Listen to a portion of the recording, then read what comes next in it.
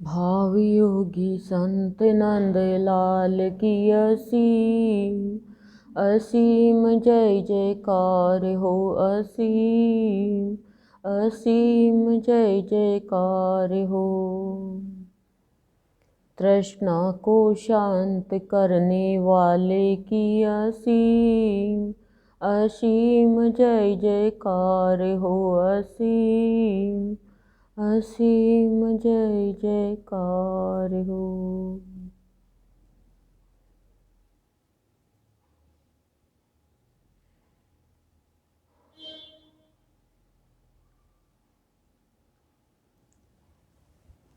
पिछली बार हमने तृष्णा पर निंदा की थी। आज तृष्णा पर ही हम भाव लेंगे कि तृष्णा कितनी बुरी है और तृष्णा के कारण मनुष्य कैसे भटक जाता है। तृष्णा कैसे भगवान से दूर कर देती है। भगवान पास में होते हुए भी तृष्णा हमें भगवान के समीप आने ही नहीं देती है, भगवान को पहचानने नहीं देती है और हमारे परमार्थिक स्वरूप को हम भूल जाते हैं तृष्णा के कारण। तो तृष्णा का संग हमारा हट जाए और सत्य का संग हमसे हो जाए, इसके लिए हमारे गुरुदेव हमें सत्संग में बुलाते हैं। सद्गुरुदेव का एक प्रवचन है, आप लोगों ने शायद पढ़ा भी होगा, 45 नंबर की संतमणि में, तृष्णा कैसे शांत हो। तो सत्संग के माध्यम से सद्गुरुदेव अपनी अमृत वाणी हमारे तक पहुंचाते हैं और जैसे गुरुदेव के अमृत वाणी, गुरुदेव के प्रवचन हमारे मन बुद्धि चित्त में जाते हैं तो तृष्णा का क्षय होता है। जब तृष्णा का क्षय होगा तब हमें अक्षय की प्राप्ति होगी, अक्षर की प्राप्ति होगी। तृष्णा के रहते हुए हम स्वर्ग नरक में ही जाते रहेंगे और जीवन को असत्य के रास्ते पर ले जाएंगे। तृष्णा ही है जो हमें कहती है स्थूल को संग्रह करो। यदि सूक्ष्म तृष्णा हमारे अंदर जग जाए सत्य को पाने की, तो हमें पता चलेगा कि मैंने आज तक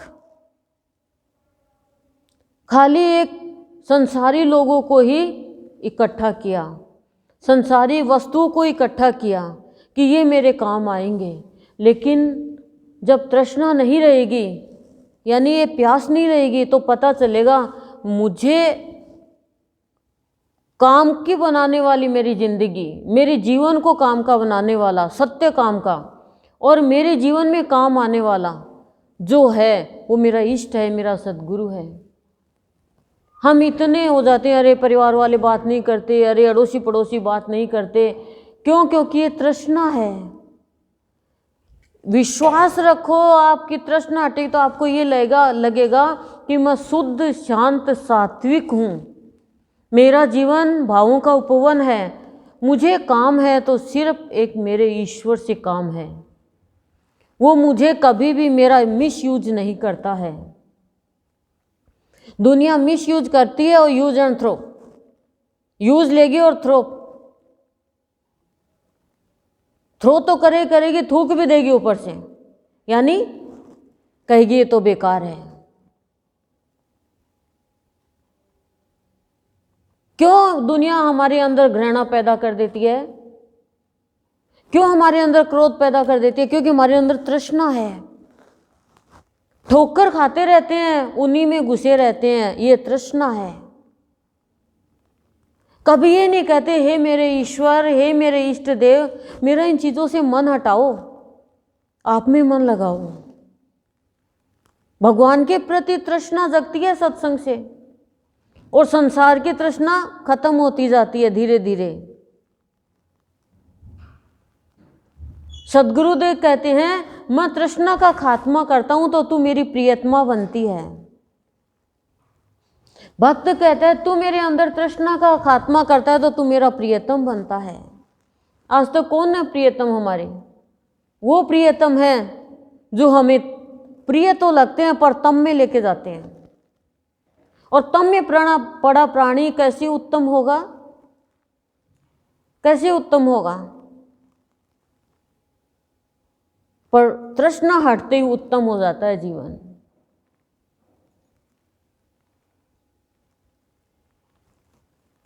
तो तृष्णा के विषय में आज सद्गुरुदेव और अच्छे से समझाना चाह रहे हैं कि हमारा जीवन शुद्ध हो जाए। तृष्णा अशुद्ध भाव है, राक्षसी है, घोड़ी बताई है, काली नागिन बताई है, क्या क्या बताया है। तृष्णा के कारण मनुष्य कैसे अपनों से लड़ाई झगड़ा कर लेता है, कैसा संग्रह कर लेता उन वस्तुओं का जिसके कारण उसका जीवन आसुरी भाव में भर जाता है और महाभारत का युद्ध हो जाता है।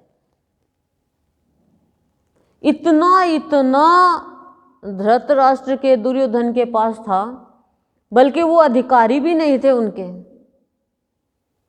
एक बार सौंपा था पांडु ने, लेकिन राज्य अधिकार जमा लिया अपना। और वही अभी जो त्रेता में द्वापर में था वो कलयुग में परंपरा सी चल गई। अब थोड़े से एक्स्ट्रा समय के लिए कोई हम चीज दे देते हैं, अधिकार जमा लेते हैं। ये क्या है? तृष्णा है। अधिकार जमाना है, लेकिन अधिकार भगवान पे जमाओ, किसी पे भी अधिकार नहीं जमता है, ये मान के चलो आप। और जो अधिकार जमाता है उसको रोना ही पड़ता है एक दिन। तृष्णा से जो निर्लिप्त हो गया वो अपने जीवन को ऐसे जीता है जैसे कीचड़ में कमल का फूल। लोभ और लालच, वस्तुओं का संग्रह, सांसारिक वासना, हमेशा अपूर्ण भाव, अनेक अभिलाषाएं जीवन में, ये सब तृष्णा है। और ये अभिलाषा, ये महत्वाकांक्षा, ये मनुष्य को कभी भी ऊपर उठने नहीं देगी, नीचे ही गिराती जाएगी। 5 गांव दे देते महाभारत नहीं होता। 5 ही गांव, इतना था उनके पास में अथाह धन, लेकिन 5 गांव भी नहीं दिया। ये क्या है? तृष्णा, गद्दी की प्यास, मेरा बेटा राजा बने, ये प्यास। तृष्णा का मतलब प्यास, सिर्फ ये। और ये राजाओं को प्यास रहती, रावण को प्यास थी कि मैं विश्व विजेता बनूं। क्या किया उसने? सिर्फ लड़ाई करी। लेकिन मीराबाई को प्यास थी कि मैं मेरे कृष्ण को पाऊं, उनको कोई फर्क नहीं पड़ा। माता बनासा को प्यास थी मैं बाबा को पाऊं, उनको कोई फर्क नहीं पड़ा। ये संसार की प्यास मनुष्य के जीवन में उदासी का भाव भर देती है, लड़ाई का भाव भर देती है, लोभ लालच भर देती है, बदला लेने का भाव भर देती है। इसलिए तृष्णा को शांत करो और संतोष का भाव ले। तृष्णा के रहते कभी भी संतोष नहीं ले सकते हम, और मिलेगा हमें वही जो हमारे जीवन में है। सुदामा के देखो इतनी गरीबी, फिर भी तृष्णा नहीं। जितना मिल गया उसमें संतोष, और कितना मिला उसे? ढेर सारा धन मिल गया। पत्नी को, सुदामा की पत्नी सुशीला को चिर यौवना का वरदान मिल गया, यानी सदा वो यौवन रहे, बुढ़ापा ही नहीं आई। रुक्मणी ने दिया, रुक्मणी लक्ष्मी का अवतार। पर हाय पैसा, हाय धन, हाय मकान, हाय जमीन, हाय पुत्र, हाय पुत्री, हाय ये हाय वो में हाय हाय लगी रहती है मनुष्य के। कभी संतोष शांति से नहीं रहे, खाली शब्दों में शांति। और मिलेगा उतना ही जितना प्रारब्ध में है। यदि आज आपके प्रारब्ध में खीर लिखी है तो कहीं से भी आओ आपको खीर मिलेगी। और आज आपके प्रारब्ध में खीर नहीं है तो कोई आपको खीर का कटोरा दे भी देगा तो कोई अचानक कोई कुत्ता बिल्ली बंदर आएगा या आपसे नीचे गिर जाएगी, या कोई भी मक्खी गिर जाएगी, मच्छर गिर जाएगा, छिपकली गिर जाएगी, आप खा नहीं सकोगे। पर इस चीज को नहीं मानते हम। हर चीज प्रारब्ध के अनुसार चलती है, यानी भाग्य के अनुसार। लेकिन तृष्णा के कारण जो मैंने अनुभव किया है, मनुष्य स्वार्थी बनता है और गलती पे गलती, गलती पे गलती, गलती पे गलती करता जाता है, एक गलतियों का पुतला हो जाता है। और तृष्णा क्षय हो गई, गुरुदेव ने तृष्णा क्षय कर दी, फिर उसके लिए सोना भी वैसी, मिट्टी भी वैसी, कोई वैल्यू नहीं रहती है। और हम लोग, अरे मेरे बहू क्या लेगी, मेरा बेटा क्या लेगा, मेरे मरने के बाद क्या लेगा। अरे तू बहू बेटे के लिए भक्ति का धन छोड़ के जाना, सत्य का धन छोड़ के जाना, ताकि वो प्राप्त करके निहाल हो जाए। 4 गाड़ियां छोड़ दी, एक्सीडेंट हो के मर जाएंगे। सोचो आप, अभी 4-5 दिनों से एक ही भाव चल रहा है कि जो प्राणी के सुख का कारण होता है वो प्राणी के दुख का कारण बन जाता है एंड में।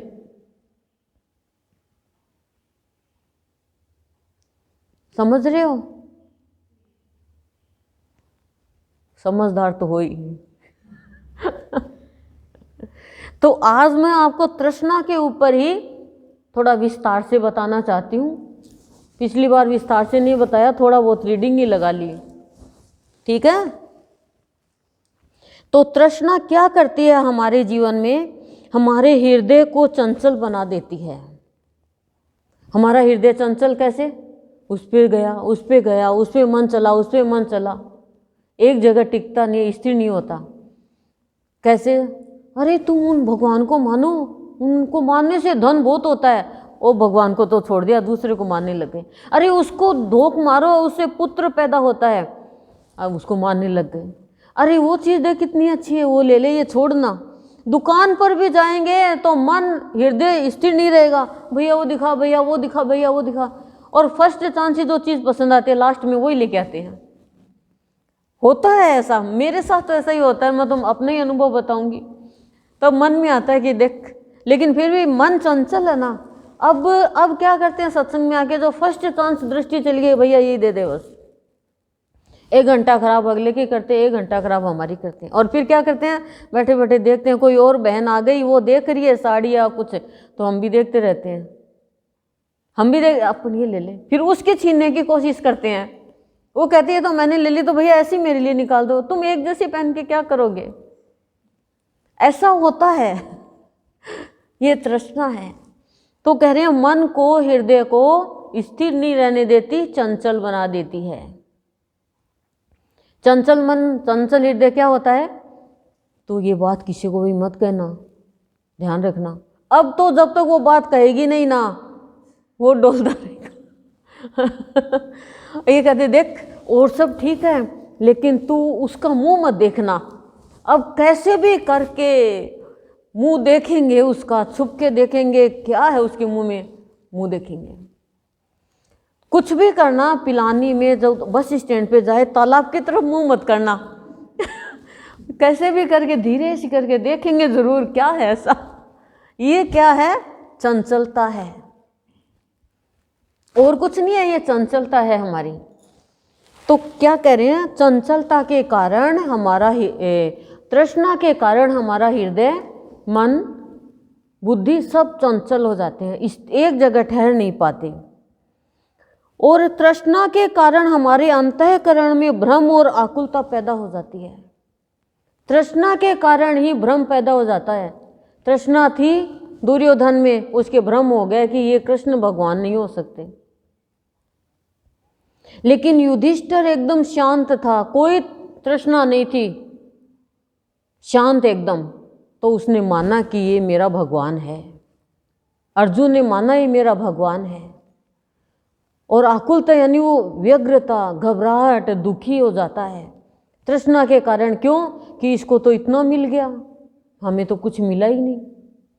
पर तृष्णा नहीं है तो किसी को कितना भी कुछ मिलो, उसको जो मिला है वो उसी में संतुष्ट हो जाता है। आपको वो दुनिया मिल जाए, सारी परिवार वाले मिल जाए, धन दौलत मिल जाए, ठीक है, और भगवान आपको नहीं मिले, वो किसी और को मिल जाए, तो आप खुश हो जाओगे जब तक आप संसार में रहते हो, अज्ञानी हो।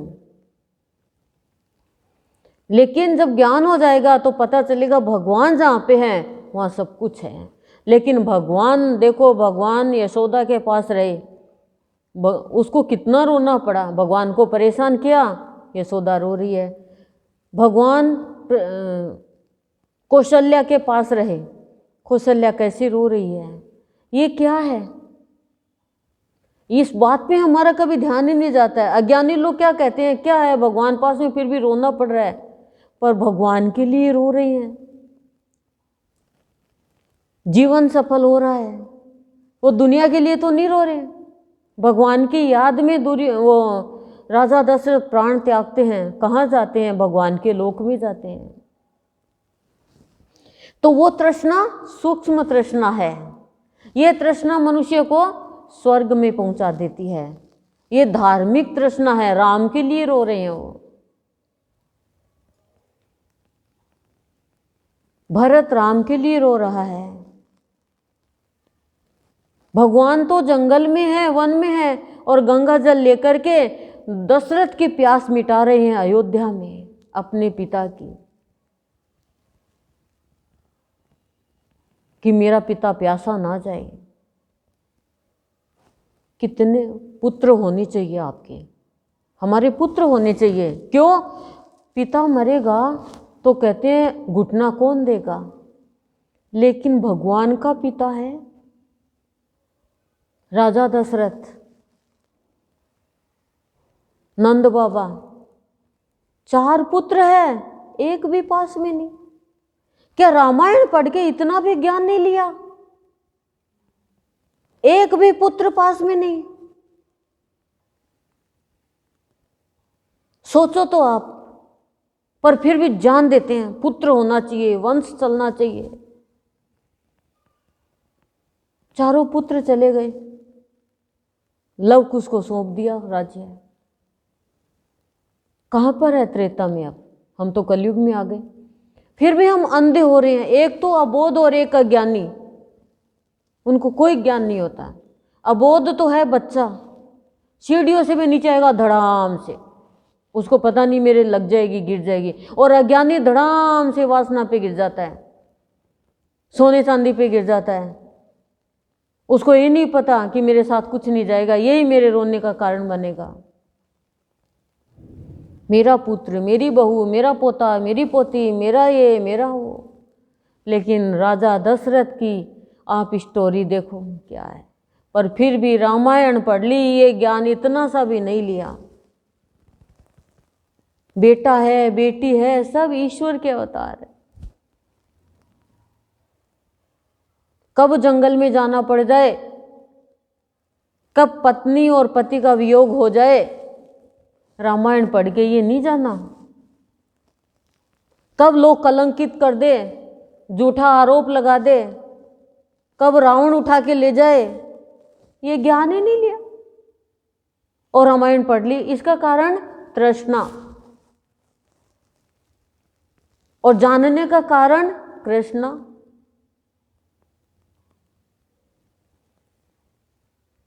कृष्ण हमारी आत्मा। तृष्णा बहुत भयंकर है, यदि खत्म नहीं करी तो आप मनुष्य जीवन सार्थक कर ही नहीं सकते। चाहे सत्संग करो, चाहे रामायण पढ़ो, गीता पढ़ो, भागवत पढ़ो, कुछ भी पढ़ो, तृष्णा है, किसी पे भी मन चला जाएगा, वासना हो जाएगी। नहीं तो आप पुरुष हो, स्त्री हो, तृष्णा नहीं है तो पास में रहो, क्या फर्क पड़ता है? बच्चे भी तो पास में रहते हैं, उनमें तृष्णा नहीं है।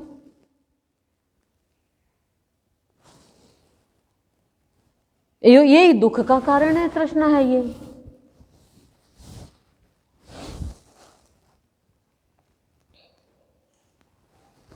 तृष्णा चित्त रूपी चातक नाना प्रकार की चेष्टा करता है तृष्णा को रोकने की, लेकिन फिर भी ये कलंकिनी तृष्णा न जाने कहाँ से मनुष्य को अयोग्य अवस्था में पहुंचा देती है। मानव जीवन सफल नहीं होता है। बहुत भक्ति करते हैं, इतना देखा है मैंने भक्ति करते हुए, इतना अध्ययन करते हैं अक्षरों का, बुक्स का, लेकिन तृष्णा इतनी ज़्यादा कि जन्म ही बिगाड़ लेते हैं। इन दिनों तो इतना चल रहा है कि हे भगवान, सुबह उठती हूँ तो भी वही दिमाग में फिरती रहती है बातें कि जो सुख का कारण बने हुए थे आज वही दुख का कारण बन रहे हैं लोगों का। ऐसी ऐसी सुनते हैं बातें।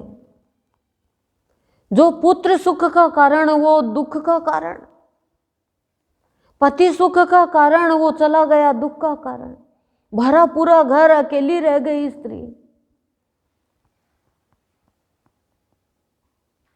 क्या है, नॉनसेंस बातें लगती है सारी।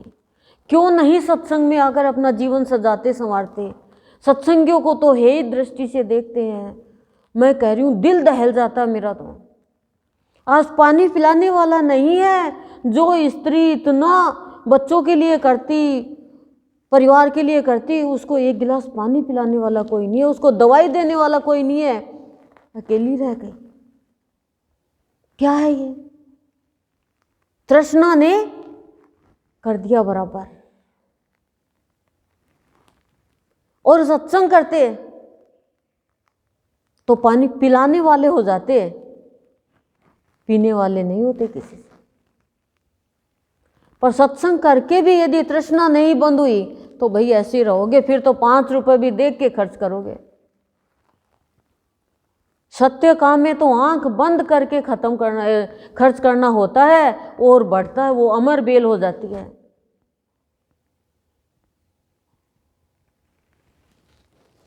ये जीवन भी बाकी भी, पर तृष्णा नहीं खत्म करने देती।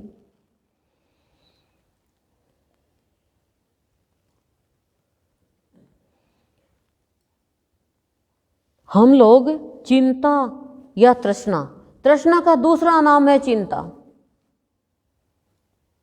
तृष्णा का दूसरा नाम है चिंता, ठीक है। चिंता या तृष्णा के कारण जाल में फंसकर अपने पारमार्थिक स्वरूप को प्राप्त करने में असमर्थ हो जाते हैं। हमारा पारमार्थिक स्वरूप है आत्मिक स्वरूप, और हम मोह में डूब जाते हैं। तृष्णा हमें मोह में डुबा देती है।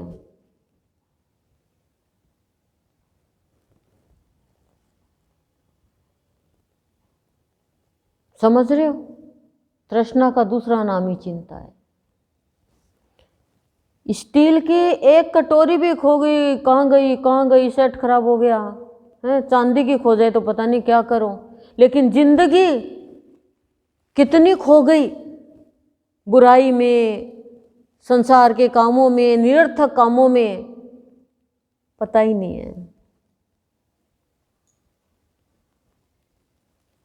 ये जिंदगी है ना, चकोरी बना लो अपने इष्ट को देखने के लिए। चकोरी चांद को निहारती है, चकोरी बन जाओ भगवान के लिए, नहीं तो कोरी रह जाओगी और चकलेगा कोई भी। भक्त कहता है मैं चकोरी हूं प्रभु तेरी, मैं तुझे निहारती हूं, और अपने अंदर में गंदगी बुहारती हूँ, बस तुझे निहारती रहूं निहारती रहूं निहारती रहूं। इतनी सी तो भक्ति दे दे मेरे को। हर प्राणी में अपने इष्ट को निहारे, ऐसी दृष्टि मांगो भगवान से। तृष्णा एक पागल घोड़ी के जैसे है, जो यहाँ से दूर दूर जाकर बारंबार वापस लौट आती है और तुरंत ही संपूर्ण दिशाओं में चक्कर काट आती है। पागल घोड़ी के जैसे दूर दूर चली जाती है, कहाँ कहाँ चला जाता है हमारा चित्त।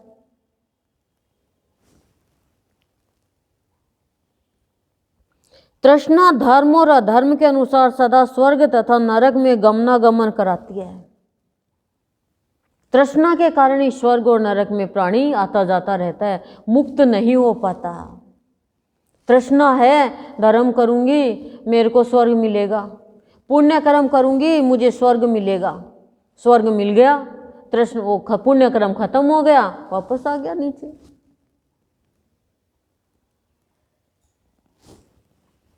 और खराब कर्म करता है तृष्णा के कारण, वो नरक में जाता है।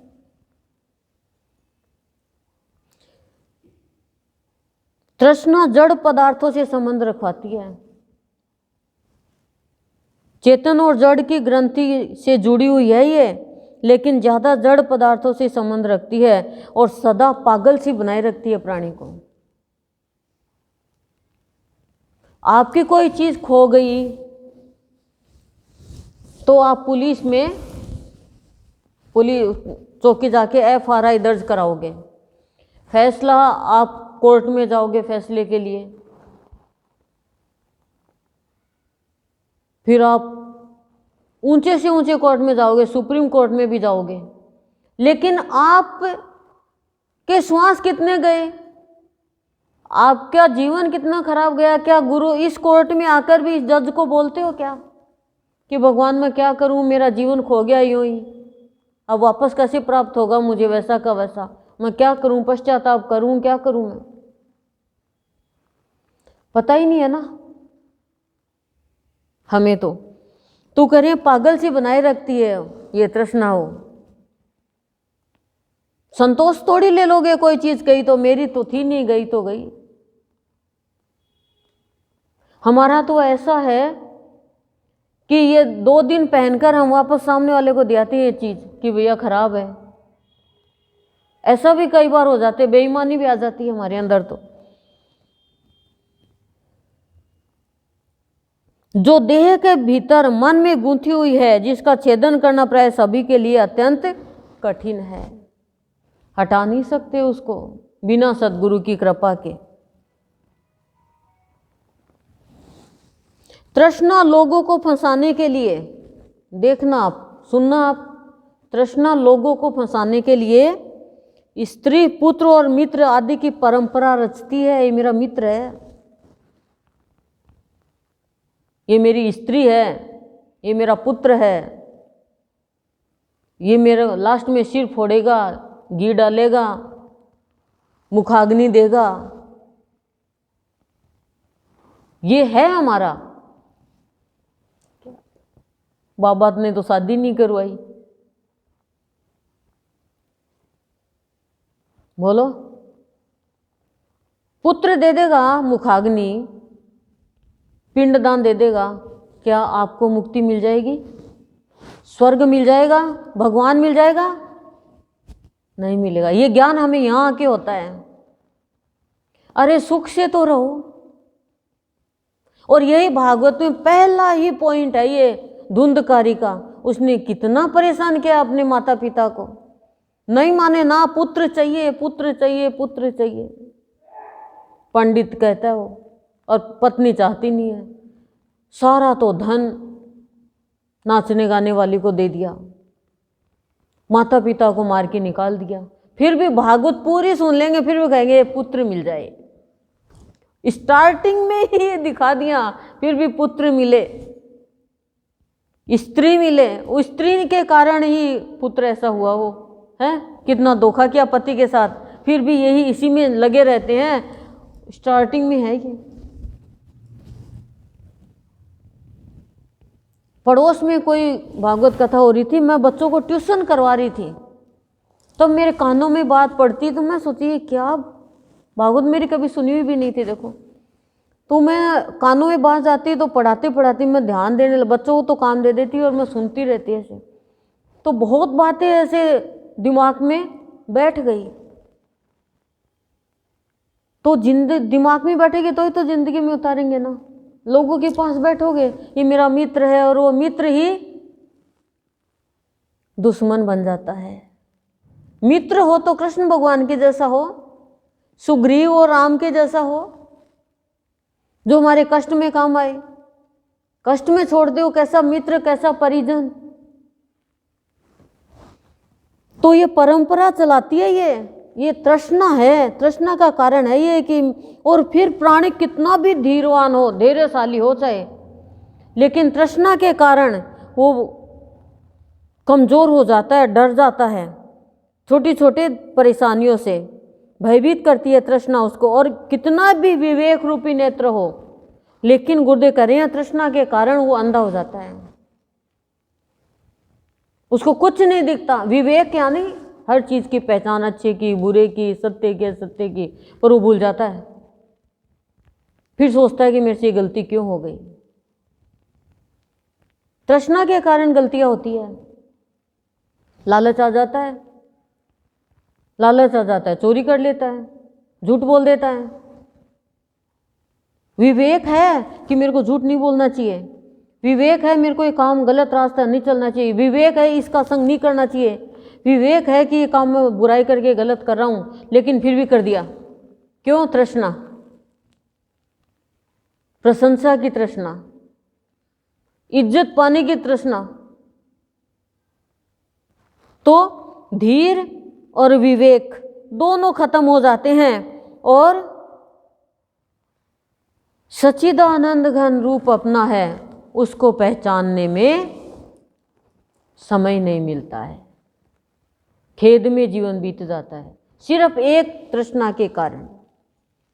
एक तृष्णा के कारण, तृष्णा यानी लोभ, लालच, खाली संसारिक लोगों का। तृष्णा को काली नागिनी के समान समझना चाहिए। ये समझना चाहिए मेरे अंदर तृष्णा आ गई, यानी कोई भी चीज का लालच आ गया तो ये मानना कि काली नागिन मेरे को डस रही है। पर ऐसा होता नहीं है हमारे साथ। हम तो खुश होते हैं, हाँ डस मेरे को, मैं इकट्ठा करती जाऊंगी करती जाऊंगी। हम अपने घर पे भी जाएं तो पुराने कपड़ों की पोटली मिल जाएगी हमारे, और फिर उसमें से भी कहेंगे 2-3 दिन तो पहन ही ले। सामने वाले को, देने वाले को 2-3 दिन पहनने के लायक भी नहीं दोगे, 2-3 गुदड़ी कर लेंगे बहू के बच्चों को। इतना पैसा है, सेठ लोग हैं, लेकिन फिर भी छूटता नहीं। सत्संग में आके तो बहुत फर्क पड़ रहा है हमारे। लेकिन देखो इसमें बताया तो मैं बता रही हूँ, और भी क्या पता आपकी तृष्णा आज एकदम ही खत्म ही हो जाए। वह सहस्त्रों कुटिलताओं से भरी हुई है। जिसके अंदर तृष्णा वो कुटिल है, यानी छल कपट करता है, धोखा देता है, वो जहर से भरा हुआ है। और विषय भोग का सुख उसको बड़ा अच्छा लगता है। आहा, विषय भोग का सुख दांत की खुजली के जैसे है, शर्म भी नहीं आती, खुजलाते जाओ खुजलाते जाओ खुजलाते जाओ खुजलाते जाओ, अरे बड़ा अच्छा लगता है। और फिर बाद में जो जलन होती है ना, वो ऐसे ही नहीं होती है। ऐसा है, ऐसा तृष्णा का विषय भोग का सुख लगता है। फिर ज्ञान होता है तो पछताता है, मैंने ये क्या कर दिया, मेरे से ये क्या हो गया भगवान। लेकिन जब संत के शरण में आते हैं तो तृष्णा जगते तुरंत हटा देता, प्रभु हटाओ। आनंद महात्मा बुद्ध का शिष्य है, उसके अंदर तृष्णा नहीं थी, पर उसको देख के एक लड़की में तृष्णा जागृत हो गई। माँ भी तांत्रिक उसकी, बुला लिया, बुला करके उसको दाल में कुछ उसको ऐसा खिलाया कि भाई इसकी नींद में ही शादी हो जाएगी, नशे की चीज। लेकिन गुरु ने दिव्य दृष्टि से देखा और उसको थोड़ा सा जाग आई, उसने गुरु का नाम लेना शुरू कर दिया और तुरंत दूसरा शिष्य आता है, दरवाजा खटखटाता है। तृष्णा नहीं थी उसमें, पर हमारे अंदर तृष्णा यदि है तो हम किसी काम के ही नहीं है, लास्ट में रोना ही पड़ेगा। तृष्णा को मत आने दो। तृष्णा विषमता रूपी विष को उगलती है। तृष्णा क्या करती है? बैर रूपी जहर को उगलती है, बैर बांध लेती है सबसे। क्यों? किसी के अच्छा हो गया, हमारे नहीं हुआ, बैर बांध लिया हमने।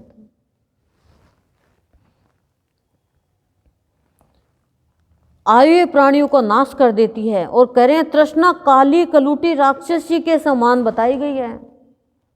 बोलिए राक्षसी है ये, आपको राक्षसी हमारे अंदर कहते हैं ना, भूतनी घुस गई तो क्या करती है वो, खराब काम करवाती है, अच्छे काम करवाती नहीं है, मीठा मीठा खाती है, जो मन में आए वो खाती है।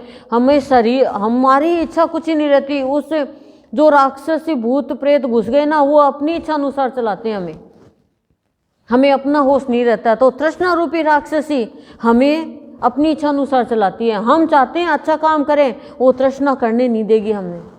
हम चाहते हैं सत्संग में जाए, तृष्णा कहेगी ना, सत्संग में नहीं जाना, घर में रह के लड़ाई झगड़ा करो, ये काम करो, वो काम करो, कमाई करो, हलवा खाओ, पूड़ी खाओ, खीर खाओ। ये तो सत्संग के बाद में भी खा सकते हैं, नहीं करने देगी अच्छा काम। तृष्णा मायामय जगत को रचने वाली है, माया में फंसा देती है और हमारा जीवन दुर्भाग्यमय बना देती है। तृष्णा उस लता के समान है जो मलिन है, परिणाम में क्या देती है, दुख और पागल बना देने वाली है। वासना रूपी विशाल तांतों से युक्त विषयों में गहरा स्नेह पैदा करने वाली है। क्या करती है तृष्णा? उस बेल के समान है जो निरंतर अत्यंत मलिन, परिणाम में दुख से पागल बना देने वाली और वासना रूपी विशाल तांतों से युक्त तथा विषयों में गहरा स्नेह पैदा करने वाली। कि विषय वासना में स्नेह पैदा करती है, भक्ति में स्नेह नहीं होने देती, सत्य काम में स्नेह पैदा नहीं होने देती, विषयों में स्नेह पैदा करने वाली होती है। ये विषय खाए तो पछताए और नहीं खाए तो पछताए, लेकिन ज्ञान होता है तो ऐसा लगता है। तो कह रहे हैं क्या, ये उस बेल के समान है जो निरंतर बढ़ती है, परिणाम में क्या देती है, दुख, और दुख देती भी है। अरे मैं तो नहीं इतना पालो, मैंने तेरे को ऐसा पढ़ा, मैं रात रात सोई नहीं, मैं ये नहीं करी। बच्चा कहेगा किसने कहा, नहीं पालती, नहीं पैदा करती। अब हो गया ना दुख का कारण। इतना रामायण में है कि कई सबसे ज्यादा प्यार राम को करती है। तो इसमें यह शिक्षा दी है कि इंसान आपको कितना भी प्यार करे, पर नहीं पता कब तुम्हें अकेला छोड़ दे, तुम्हारा परिवार तितर बितर कर दे। ये रामायण सिखाती है। नहीं समझते हैं। रामायण की कथा सुनी 9 दिन, उसमें यही तो शिक्षा है, पर ये शिक्षा कोई देना ही नहीं चाहता, क्योंकि खुद लेगा प्राणी तभी तो देंगे ना। कुसंग कैसे हमारी जिंदगी खराब कर देता है, ये मंथरा का उदाहरण है। लेकिन ना, वो तो मंथरा थी, हमारे जीवन में चाहे 10 मंथरा आ जाए हमें अच्छी लगेगी, क्योंकि हमारे अंदर तृष्णा है। कोई भी हमारी बड़ाई कर देगी, हाँ या मेरी भाई ली पक्की, और कोई में वास्तविक बात कहेगी ना, कोई गलती बता देगी, नहीं ये तो हमेशा की ऐसी है, छोड़, इसके जाने के बाद चाय पियेंगे, नहीं तो अपनी बात और नहीं होने देगी। ये ले, ये तृष्णा है, ये माया रचती है ऐसी। तो क्या देती है, परिणाम में दुख और पागल सा बना देती है प्राणी को। और तृष्णा हमेशा हमारा जीवन सूना बना देती है, हरा भरा नहीं बनाती। कोई फल नहीं मिलता, निष्फल होके जाते हैं, जीवन ही निष्फल हो जाता है। और व्यर्थ का विस्तार करती है, व्यर्थ का विस्तार करती है, उन चीज़ों का संग्रह करती है जो लास्ट में जाते हैं तो अरे धोखा ही करते रह जाते हैं, हाथ मलते रह जाते हैं, मैं क्या लेके जा रही हूँ, अरे कोई 5 रुपया तो साथ में दे दियो, अरे एक सुई तो दे देना, अरे जा, तेरा नाक कान सब बुच्चा, कुछ नहीं साथ जाएगा तेरे, तू पहन ले जितना पहना, फिर सब निकाल लेंगे हम। खाली तेरे शरीर जितना सफ़ेद कपड़ा, वो भी चुनड़ी नहीं उड़ाएंगे, वो भी ले लेंगे। सफ़ेद कपड़े कफन में लपेट के जाएगी तू, तो उससे पहले ही सफ़ेद हो जाओ ना काले खलूटे रहेंगे, अंदर से बाहर से सफ़ेद, फेयर एंड लवली लगाएंगे। फेशियल करेंगे, ब्लीच करेंगे, बाल काले करेंगे, सब करो, पर हृदय को सफेद कर दो। हृदय नहीं तो कफन में लिपट जाओगे। और कफन क्या कहता? कै प्लस फन। कै यानी ये इंद्रिया, और फन यानी सांप का फन। ये इंद्रिया सांप के फन के जैसी है, जो आपको ही वासना में लेके जा रही है। ये तृष्णा अमंगलकारी है, तुम्हारा मंगल नहीं होने देगी, मंगल कार्य करने नहीं देगी, और ये आपको क्रूर बना देगी। आपके अंदर दया का भाव नहीं रखने देगी, बहुत क्रूर है, दया ही नहीं आती। और तृष्णा नहीं है, सब पे दया आएगी। ये आपको कभी भी सुखदायिनी नहीं हो सकती आपके लिए। आप हमेशा रोते, आकुल रहोगे, व्याकुल रहोगे, दुखी रहोगे। और कह रही है संसार ये विशाल वन के समान है, ये तृष्णा रूपिणी विष की बेल इसमें फैलती जा रही है। क्यों? सत्संग तो कुछ लोग करते हैं, और कुछ में से सत्संग धारण कुछ लोग करते हैं, और धारण करके उसको अमल कुछ लोग करते हैं, और कुछ के लिए सब कुछ छोड़ देते हैं। कुछ के लिए सब कुछ छोड़ देते हैं। एक पति के लिए पूरा परिवार छोड़ दिया, और एक छोटी सी इच्छा के लिए भगवान को छोड़ दिया। क्या? संसारिक इच्छा। ये कुछ चीजें हैं जो नश्वर हैं, और सब कुछ कौन है? भगवान। कुछ के लिए सब कुछ छोड़ दिया, संसार के लिए भगवान को ही छोड़ दिया। एक संत मणि की है ये बातें सारी। एक बहुत बड़ा त्यागी किसी सेठ के घर जाता है, तो सेठ कहता आप तो बहुत बड़े त्यागी हो, आप तो बहुत बड़े त्यागी हो। तो त्यागी ने, संत ने कहा मेरे से बड़ा त्यागी तो तू है महाराज, मैं कैसे त्यागी, मैं तो गृहस्थी चला रहा हूँ सब। बोले तूने इन चीज़ों के लिए भगवान का त्याग कर दिया। मैंने तो भगवान के लिए इनका त्याग किया, तूने भगवान का ही त्याग कर दिया इनके लिए। और भगवान के पास जाता है तो क्या लेने जाता है? ये संसार की चीज। क्या कहते हैं हम संसार में? कथा कहानी कहते हैं तो क्या मांगते हैं? अन्न दे, धन दे, दीदा दे, गोडा दे, काया दे, माया दे, पीर दे, शास्त्र को सुख दे, पीर को सुख दे, और पता नहीं क्या क्या मांगते हैं। कहता न सुनता न उकारो बर्तन सह न दिए। हाँ वो तुम्हारा ये है ना गुलाम तो दे देगा। एक दिन व्रत कर लिया, कहानी कह दी, और उसमें भी कहानी बाद में पहले चाय का गिलास पी ली, और थोड़ी देर में केले, सेब, संतरा, उसके बाद में आलू का हलवा, उसके बाद में गाजर का हलवा। खाना खाते टाइम तो भूख ही नहीं। इतनी चीज खा ली, भगवान भी हंसता हुआ। और सत्संगी क्या कहता है? भक्ति दे, शक्ति दे, ज्ञान दे, विवेक दे, तेरा साथ दे। सत्संगी ये मांगता है, सत्य दे, शुभ कर्म दे।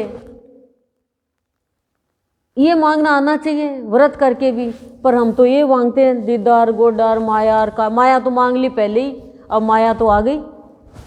माया आ गई तो फिर क्या है? कुछ भी नहीं है। जो कुछ भी नहीं है उसी को सब कुछ मान लेते हैं, ये है माया।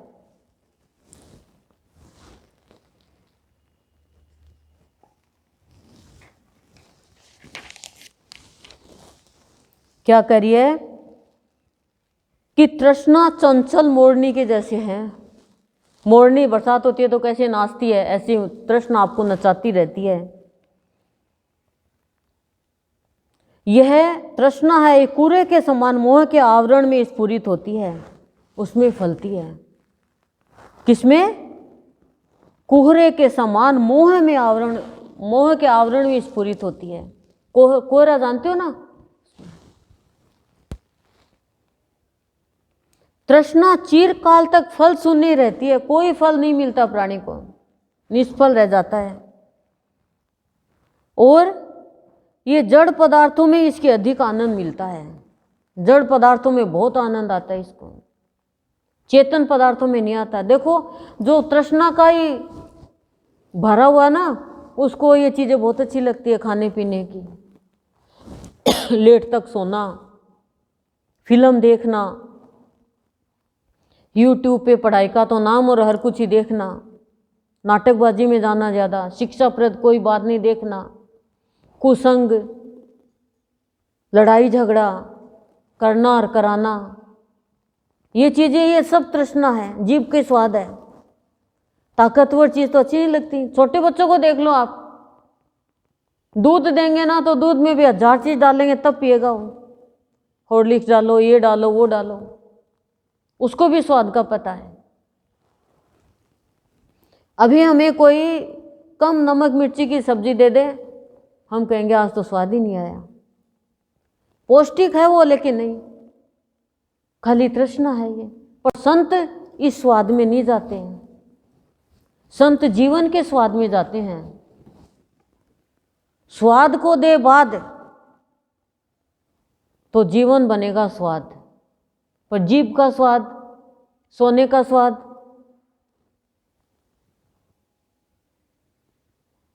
और संग का स्वाद, बातों का स्वाद, रिश्तेदारों का स्वाद। बीमारी हो रही है ना भाई, शादी में जाऊंगी, कहीं कौन जाऊं, अरे बीमारी हो जाएगी, उनके को नहीं, मेरे के ज़्यादा हो जाएगी। स्वाद है ये खाली, दुनिया मेरी नहीं आएगी तो।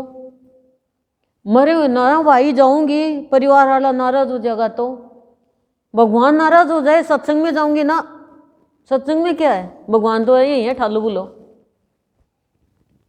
ये तृष्णा है, खाली प्यास है ये लोगों के लिए। वो नाराज हो जाए क्या परिवार वाले, भगवान तो कभी नाराज नहीं होता, वो परिवार वाला है हमारा। क्षण भर में ये खुश हो जाती है।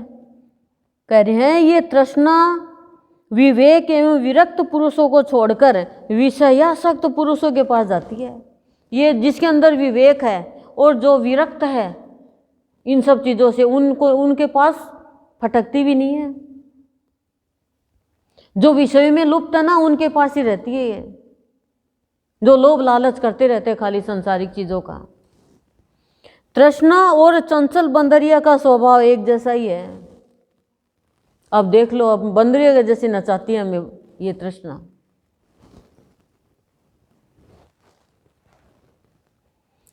तृप्त हो जाने पर भी और नई नई चीज़ों की इच्छा करती है। हमारी क्या इच्छा होती है, लखपति हो जाए, करोड़पति हो जाए, अरबपति हो जाए, यही है। संत मणि में कितना बताया है गुरुदेव ने कि एक व्यक्ति के पास में खाने के लिए पैसे नहीं थे, लखपति हो गया। तो पता चला कि बाबा है जय शिरडी में, तो बाबा के पास पैसे के लिए चला गया। 7 दिन तक दर्शन नहीं दे, फिर भी बाबा ने कहा क्यों रे भीख मंगे, तो कहा भीख मंगा नहीं हूँ, मैं लखपति हूँ। बोला करोड़पति हूँ। बोला तू होगा लेकिन अभी तो भीख मंगा ही है। जब तेरे पास खाने को पैसे नहीं थे और तब तो तू था सो था, लेकिन अब तेरे पास इतने पैसा, फिर भी तू मेरे पास पैसे के लिए आया। मनुष्य जीवन बहुत ऊंचा जीवन है। देवी देवता भी तरसते हैं, पर हम नहीं जान पाते हैं तृष्णा के कारण।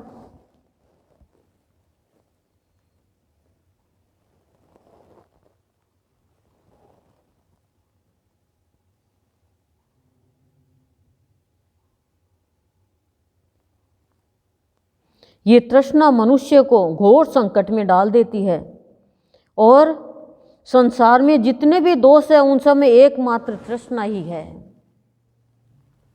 तृष्णा के कारण और दोष होते हैं। दोष की एक दोष को उल्लू बताया, और उल्लू की जमात आ जाती है हमारे अंदर तृष्णा के कारण। स्वार्थ आ जाता है, लालच आ जाता है, प्यास जग जाती है, महत्वाकांक्षा हो जाती है।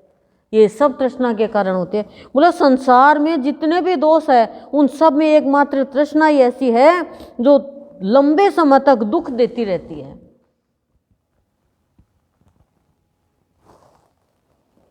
वह हमारे अंतःपुर में रहने वाले मनुष्य को भी भीषण संकट में डाल देती है। अंतःपुर में रहने वाले भगवान को भी संकट में डाल देती है तृष्णा। और हमारे परम ज्ञान रूपी प्रकाश को ढक देती है और पूरे जगत को जड़ता प्रदान करती है। तृष्णा सांसारिक व्यवहार में फंसे हुए समस्त प्राणियों को बांधने के लिए एक मजबूत रस्सी है। संसारिक प्राणियों को बांधती है। जो विरक्त है, जिसके अंदर विवेक जग गया, उसको नहीं बांध सकती। तृष्णा ने सबके मन को बांध रखा है। वो मन निकल ही नहीं पाता है, खुल ही नहीं पाता है। कौन खोले? कृष्ण खोलेगा, और कृष्ण कौन? हमारे गुरुदेव। तृष्णा के लक्षण है अथवा धर्म मनुष्य को दिखाई ही नहीं देता है। जब तक मनुष्य तृष्णा के रहते हो, न धर्म के रास्ते पर चल पाता है और न गुण को ग्रहण कर पाता है। आपत्तियों को बढ़ाने के लिए तृष्णा ही काम करती है। जो प्राणी आपत्तियों में फंसता है, तृष्णा के कारण ही फंसता है। तृष्णा इस संसार रूपी नाटक की नटी है। नट और नटी, नटी नाचती है ना, ऐसे हमारे मनोरथ रूपी महान वन में विचरण करने वाली हरिणी है। हिरणी बताया इसको, मतलब बहुत कुछ बताया। मोह रूपी मतवाले गजराज को बांधे रखने के लिए सांकल है।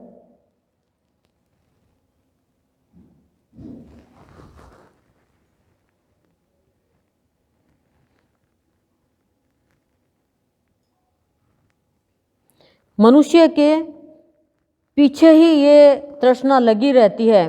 कब तक? जब तक यह चित्त, चंचल चित्त मूढ़ जन समुदाय मोह को प्राप्त नहीं रहता, तब तक ये तृष्णा पीछे लगी रहती है। जैसे ही ये चित्त चंचल नहीं होता है और मूढ़ जन का समुदाय जो मोह है वो हट जाता है, तो फिर तृष्णा भी छोड़ के चली जाती है। अब कह रहे हैं तृष्णा से छुटकारा कैसे मिले?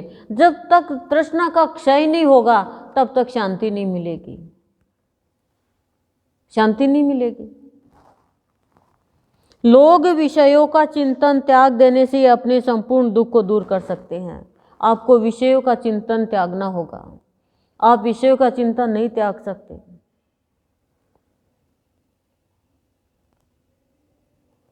एक स्त्री का बच्चा मर जाता है और वो सबको कहती है मेरे बच्चे को जिंदा कर दो, मेरे मैं नहीं रह सकती। वो एक संत के पास जाती है और संत को कहती है मैं आपको जब भी मानूंगी जब आप एक ये मेरे बच्चे को जिंदा कर दो। संत कहता है मैं तेरे बच्चे को जिंदा कर दूंगा, तू 7 घर में से अनाज लेकर आ जिनके घर में कोई मृत्यु नहीं हुई है। लेकिन ऐसा तो कोई घर ही नहीं मृत्यु नहीं हुई है।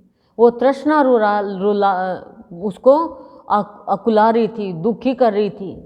ज्ञान हो गया, वो रुलाती है हमें। क्यों? तृष्णा का दूसरा रूप मोह है और मोह का दूसरा रूप चिंता है और चिंता का दूसरा रूप तृष्णा है। एक तृष्णा का ही दोष है। तो विषयों का चिंतन छोड़ दो। आपके साथ जो कुछ हुआ सो हुआ, भगवान का चिंतन करो। किसी ने आपको दुख दिया या आपके साथ कोई भी दुखांत काम हो गया, आपके परिवार वालों ने आपको परेशान किया, मान लो, हम उसको याद करते हैं इसने मेरे को परेशान किया, इसने मेरे चीज़ छीन ली, इसने मेरे साथ ऐसा व्यवहार किया, वो आपको दुखी करेगा। मृत्यु भी हो गई, अब वो तो एक दिन दुख हुआ, लेकिन हम जिंदगी भर लेके बैठे रहते हैं। क्यों? क्योंकि तृष्णा है। उसको याद नहीं है, जाने वाले को, हमें याद है। विषय चिंतन का त्याग ही तृष्णा रूपिणी विसूचिका के निवारण का महामंत्र है। निवारण का मंत्र मान लो। विसूचिका है हैजे की बीमारी, जो उल्टे दस्त एक साथ में होते हैं। ये तृष्णा को हैजे की बीमारी बताई है, जिसमें बचना भी मुश्किल होता है। यदि इलाज नहीं करे तो मर जाता है वो। तो क्या कह रहे हैं? विषय चिंतन का त्याग ही तृष्णा रूपिणी बीमारी के निवारण का मंत्र है। विषयों का त्याग छोड़ दो, संसार के विषयों का। कोई की भी निंदा मत करो।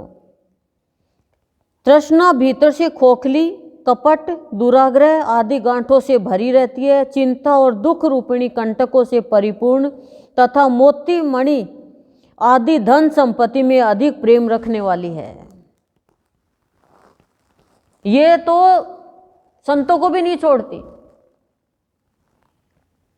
ये देख लो, एक साधु है, उसके पास में कुछ सोने के सिक्के थे, वो उसने गड्ढे में दबा रखे थे।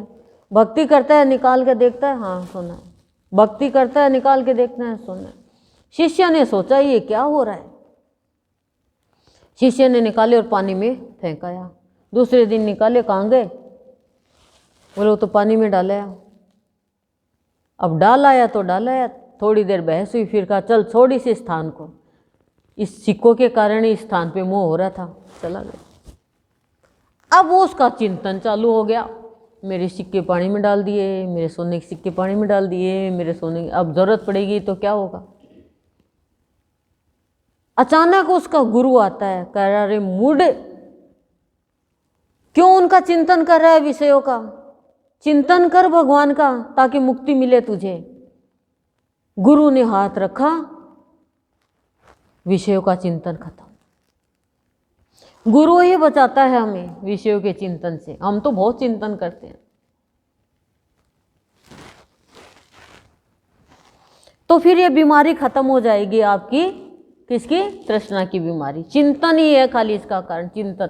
गुरुदेव से प्रार्थना करो, हे भगवान हम इनका चिंतन, जो खो गया सो खो गया, जो आ गया सो आ गया, जो है तो तेरी कृपा, जाएगा तो तेरी कृपा। बस चिंतन करे तो आपका करे। हमें भी बहुत लोगों ने कहा बावड़ी है, जमीन दे दी। ऐसे थोड़ी होता है, कोई ऐसे नहीं करना चाहिए। मैंने कहा मैंने दी, तुम इसका चिंतन क्यों कर रहे हो? भगवान का चिंतन करो ना। तू तो गैली हो रही है, भगवान को ही के नाम पे भगवान को क्या जरूरत है, ऐसे थोड़ी। अब देखो कितना अपना आनंद ले रहे हैं। अब मैं इसका चिंतन करूं तो फिर मेरा भी तृष्णा का इलाज होना मुश्किल हो जाएगा। मैं तो कहती भगवान मैं धन्य हूं, ये तो लिया सो लिया, ये और ले ले, जो कुछ है सो तू ले ले, तेरा ही दिया हुआ है, तेरा तेरा तेरा तेरा तेरा, क्या है मेरा? तू मेरा तू मेरा तू मेरा। भगवान सबकी पूर्ति करता है, कोई को भी रिक्त नहीं रहने देता। और तृष्णा है तो हम कर्ता बन जाते हैं, फिर हम करेंगे सो होगा।